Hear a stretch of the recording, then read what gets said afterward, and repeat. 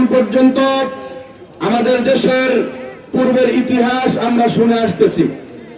আমাদের কাছে স্পষ্ট হয়ে গেছে, এদেশেই যারা ক্ষমতায় ছিল তারা জনগণের কল্যাণে কাজ করে নাই। তারা নিজেদের আঙ্গুল ফুলে কলা গাছ হয়েছে। তারা বাংলাদেশে থেকে লন্ডনে বেগমপুরা গড়ে তুলেছে। আমরা স্পষ্ট বুঝে গেছি, এই ধরনের নেতা নেত্রীদের মাধ্যমে বাংলাদেশের জনগণের ভাগ্যের পরিবর্তন হবে না। সুতরাং আগামী দিনে এদেরকে আমরা আর ক্ষমতায় দেখতে চাই না। আওয়ামী লীগকে যেমন আমরা বিতাড়িত করেছি, এরাও যদি সামনে এদের দখলদারিত্ব, চাঁদাবাজি, টেন্ডারবাজি যদি বন্ধ না করে, এদেরকেও বাংলার জমিন থেকে বিতাড়িত করা হবে।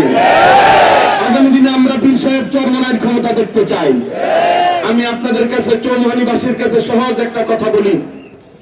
বাংলাদেশে ইসলামী আন্দোলন ব্যতীত আর যত সংগঠন, যত দল রয়েছে, কেউ না কেউ, প্রত্যেকেই কোন না কোন ভাবে ক্ষমতার স্বাদ ভোগ করেছে, সংসদে গিয়েছে। কিন্তু আমরা দেখতে পেয়েছি বাংলাদেশের এরা মুসলমানদের নেতা মনে করে এদেরকে, ইসলামী মৌলবাদের সরকার দাবি করে এদের সংসদে থাকা অবস্থায় মদের লাইসেন্স দেওয়া হয়েছে, পতিতালয়ের লাইসেন্স দিয়েছে। আমি আমার বেগমগঞ্জবাসীকে বলতে চাই, সুতরাং আপনারা যারা আজকে স্থানীয় নেতৃবৃন্দ মাদক বিতরিত করতে চান, মাদক নিষিদ্ধ করতে চান, জুয়া নিষিদ্ধ করতে চান, এদের মাধ্যমে মাদক এই বাংলার জমিন থেকে বিতাড়িত হবে না।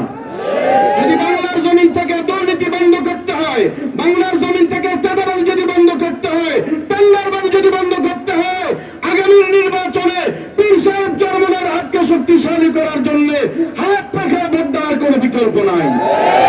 পরিশেষে একটা কথা বলবো, আমার ভাই বলেছে, আজকে উপজেলা থেকে ইউনিয়ন পরিষদে আজকে যে বৈষম্য চলতেছে, আমরা ইউনো স্যারকে বলতে চাই, আমরা ইউনিয়ন পরিষদের চেয়ারম্যান সচিবদেরকে বলতে চাই, আপনারা আমাদেরকে কি বুঝাইতে চান যে এটা বরাদ্দ আসে আমাদের রাষ্ট্র থেকে, কেউ বিএনপি আর জামাতকে ভাগ করে দিবেন, সামনে আর এটা হতে দেওয়া হবে না। আপনি বিএনপিকে যা দিবেন, ইসলামী আন্দোলনকে তা দিতে হবে। কারণ এই স্বাধীনতার পিছনে ইসলামী আন্দোলনের মতো ভূমিকা আর কেউ দেখাইতে পারে না।